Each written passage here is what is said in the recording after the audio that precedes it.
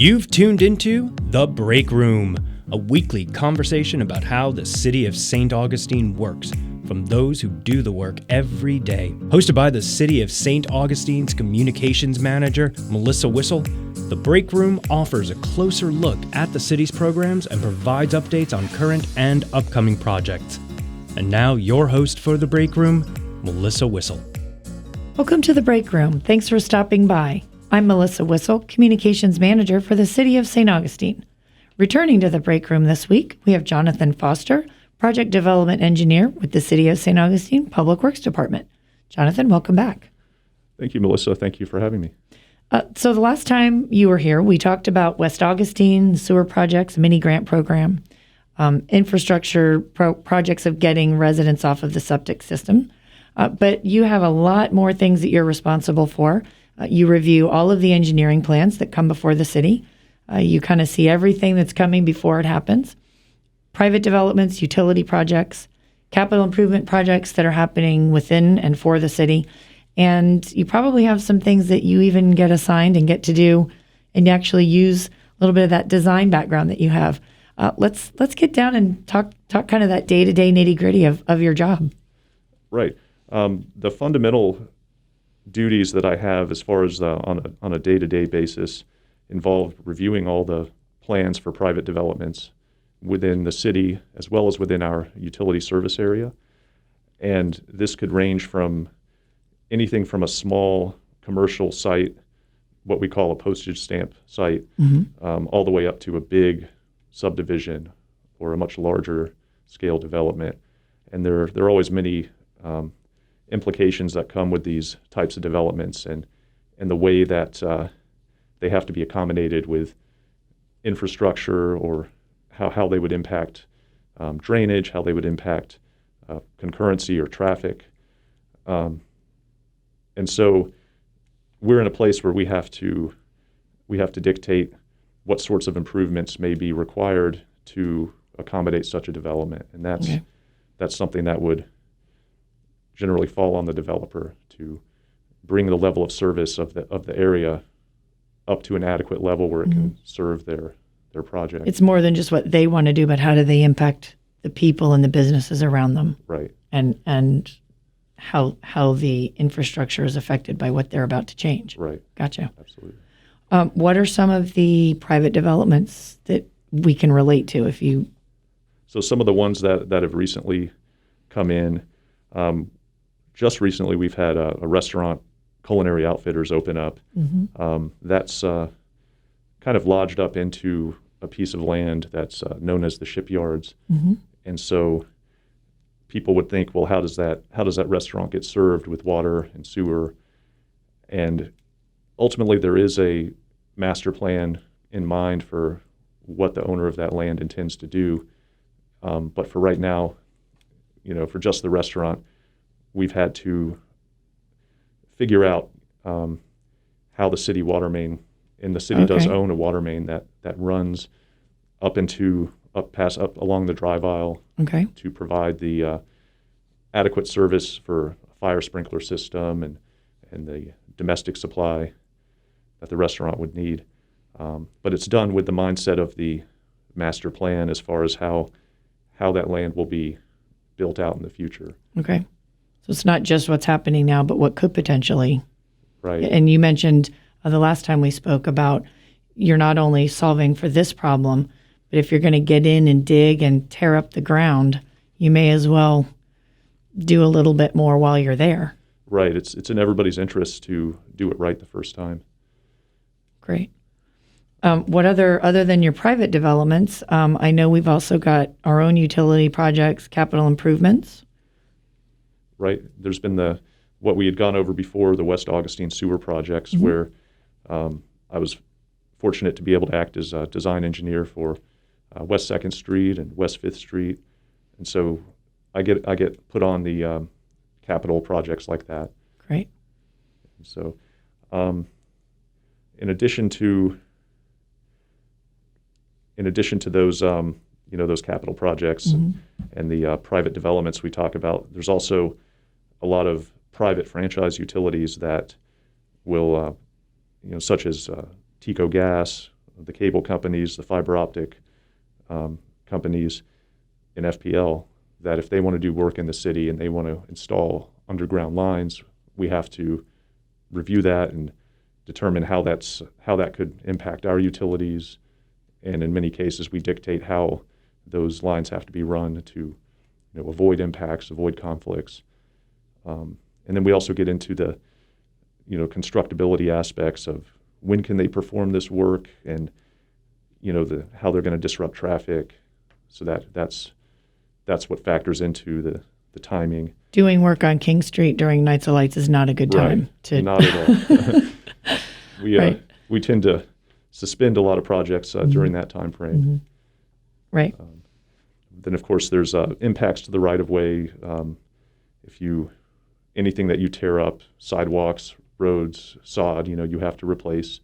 And we might dictate if you're going to trench across a roadway that, we might not necessarily let you just patch it in. We would, many agencies are requiring a much more extensive resurfacing of the road.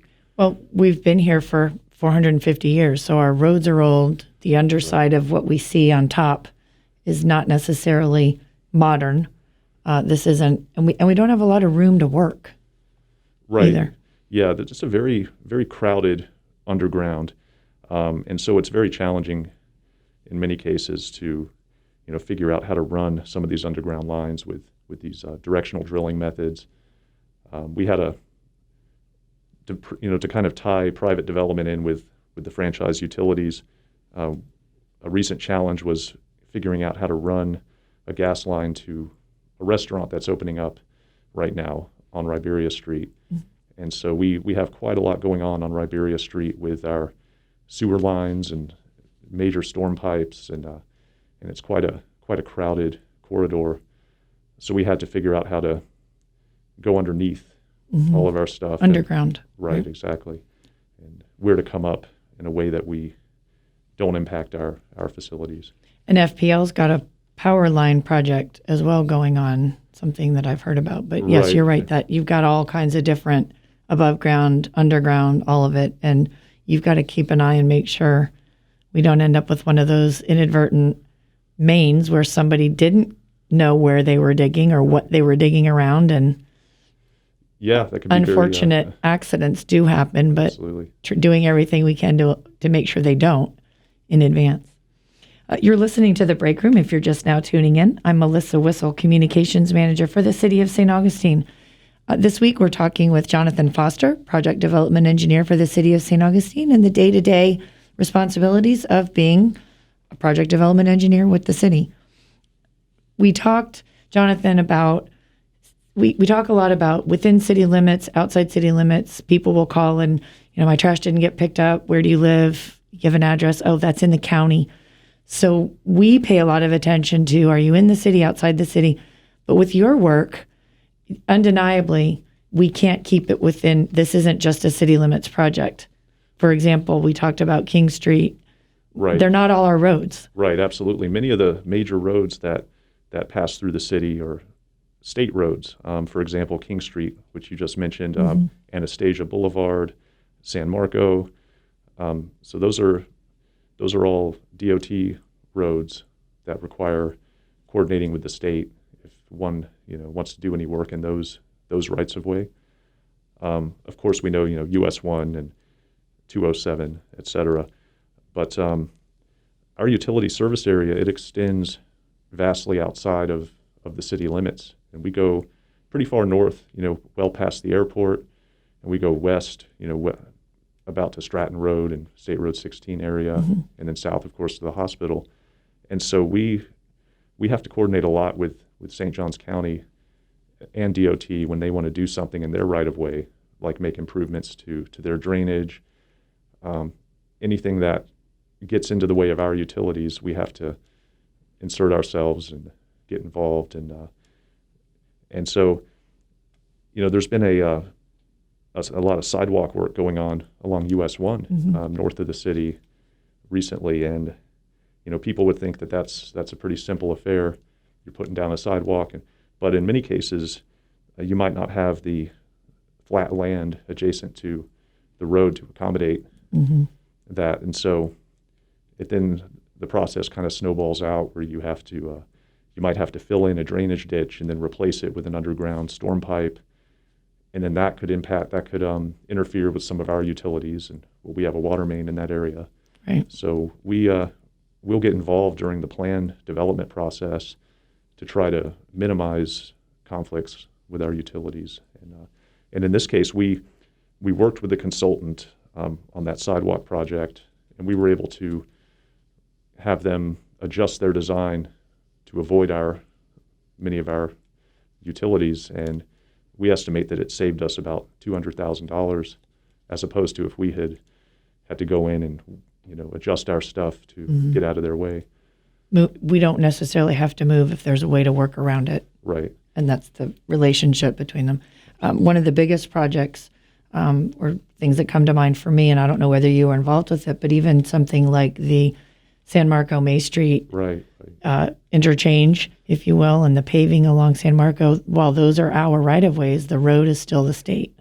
Right. And those were fundamentally state projects, though the city played a major role in bringing that May Street roundabout, as it's called, into fruition.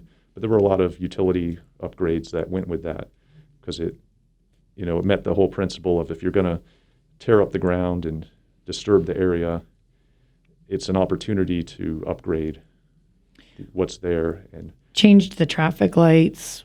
It changed the way all of that's connected. Didn't they even change the egress and ingress of the road getting to and from the Volano Bridge?